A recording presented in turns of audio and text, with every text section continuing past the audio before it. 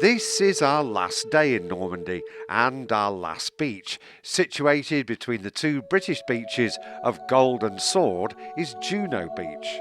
On the 6th of June 1944, 14,000 Canadians and 6,400 British troops landed on Juno Beach, taking heavy casualties. At Kerseur-sur-Mer, the Juno Beach Centre is the only museum entirely funded by veterans and their charities and is devoted to commemorating Canada's unique contribution. Stockport veterans Eric Glennon, aged 20, and Harold Addy, aged 19, were in Royal Navy tank landing craft, landing Canadian troops, and witnessed at first hand the hard fighting on the beach and in the seafront villages. And we landed on Juno Beach at about 8:05, about 3 minutes after the infantry. We were supposed to land with them, but for some reason we were delayed, so there was quite a lot dead on the beach when we got there. Yeah. And a lot wounded, and they put the wounded... We had a silly skipper from New Zealand, and he said, "We'll give them a dry landing. When you beach, you're supposed to beach a slow ahead." Yeah. He beached at full speed ahead. I wondered why. I was in the engine room and I got full speed ahead. Surely we're beaching. Yeah. Anyway, full speed. We went up so high we broke our back and couldn't get off. So they put all the wounded on board us. Yeah. And we were there until the evening. During those 4 days, we saw the battle unfold. We saw everything unloaded. We saw the fighting almost come back to the beach at night time. On the second day, I was on watch at 6:30 in the morning. There were about maybe 20 ships, various ships, around at that time. And I saw a plane come over, a small plane, and no one took any notice. The RAF had mastery of the skies, you know, there was no problem with us being bombed or anything. Yeah. When it got closer, I looked at it with binoculars and I could see crosses on it. It was a German plane, a fighter. Yeah.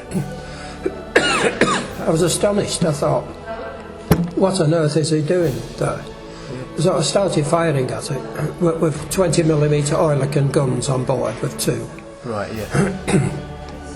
And at the same time the other ship saw it. Yeah. And we all started firing at this plane. None of us hit it. It got clean away. Although the majority of troops taking part in the Juno Beach assault were Canadian, there were British units, some unintentionally. Stockport veteran Arthur Whelan of the Royal Armoured Corps was 22 and was one of 5 tanks that had an intended destination of landing on Sword Beach. But the captain miscalculated the location and they went on to Juno Beach. So we met up there with the German tanks, and it was just a battle, as you say. Eventually, my tank was hit, the co-driver was killed, I got it in my legs and my shoulder, shrapnel. So eventually the Canadians came along and sorted it all out, took me to a first aid centre, then eventually they flew me back to Britain.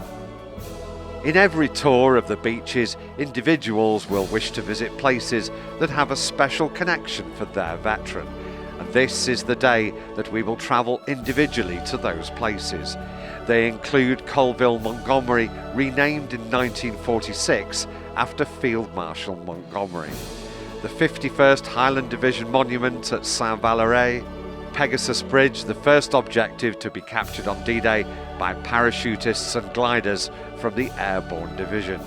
Green Howard's Memorial at Crepon with a sitting soldier, Sergeant Major Stanley Horris, who received for his example and courage during D-Day the only Victoria Cross that was awarded.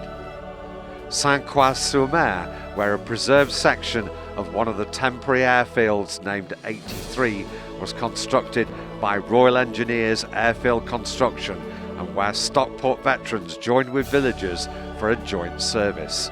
We visit these and other places with thanks in our heart. This journey has been enjoyable and well worth making.